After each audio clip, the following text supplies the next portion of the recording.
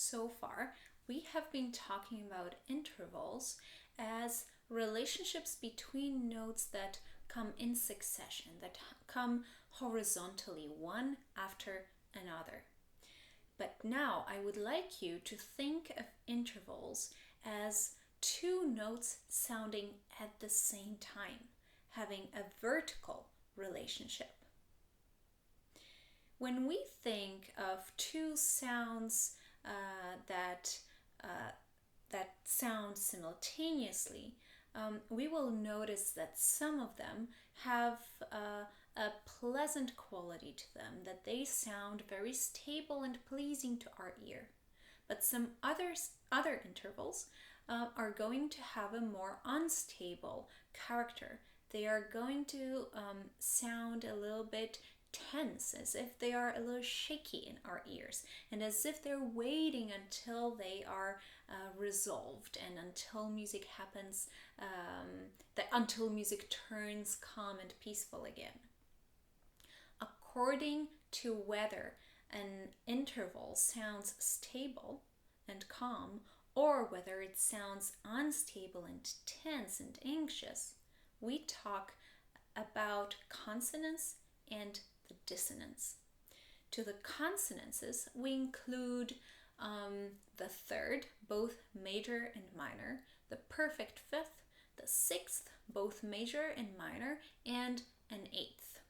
To dissonances, we include the second, both major and minor, the perfect fourth, and the seventh, both major and minor.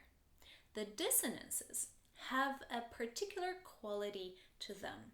They, as I said, create a sense of tension in music, and therefore what happens after a dissonance is usually some kind of resolution. What happens after a dissonance is some kind of the consonance. Why are the consonance and dissonance important?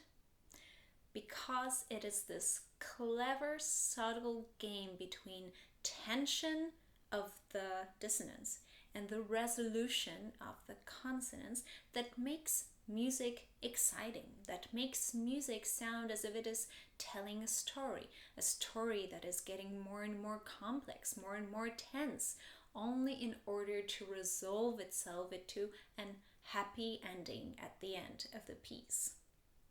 And the second important thing about the consonance and dissonance is that the moment we start talking about notes sounding simultaneously and having some kind of character in that, this is when we take our first step towards talking about harmony.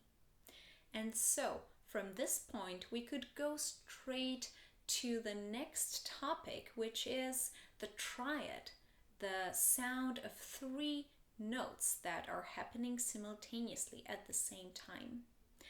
But before we go on to that topic, which is going to be the focus of our next lesson, before we do that, there is one thing, a very important one that we have to talk about, and that thing is the harmonic series.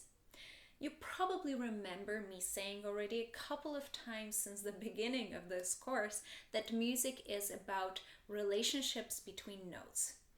Guess what? You don't even need two notes to be talking about these musical relationships.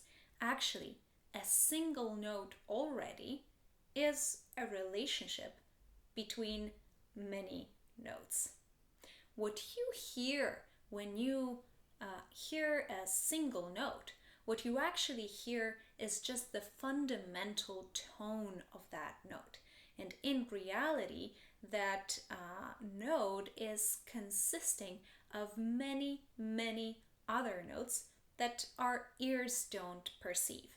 And when I say many, I actually mean quite a lot. Actually, an infinite number of notes that together form what we perceive as a single sound. Take a look at this. What you are now seeing is the harmonic series, the series of notes that make up a single tone. If you take a look at the first 6 notes of the harmonic series, you will see that they are an octave apart from the fundamental note, a third apart from the fundamental note, or the fifth apart from the fundamental note. Now, if you make all of these notes sound at the same time, actually what you will end up with is the triad, which is the basic building block of tonal harmony. Isn't that cool? The topic of the next lesson is going to be the triad and its inversion. For now, however, congratulations, this is it for today's lesson.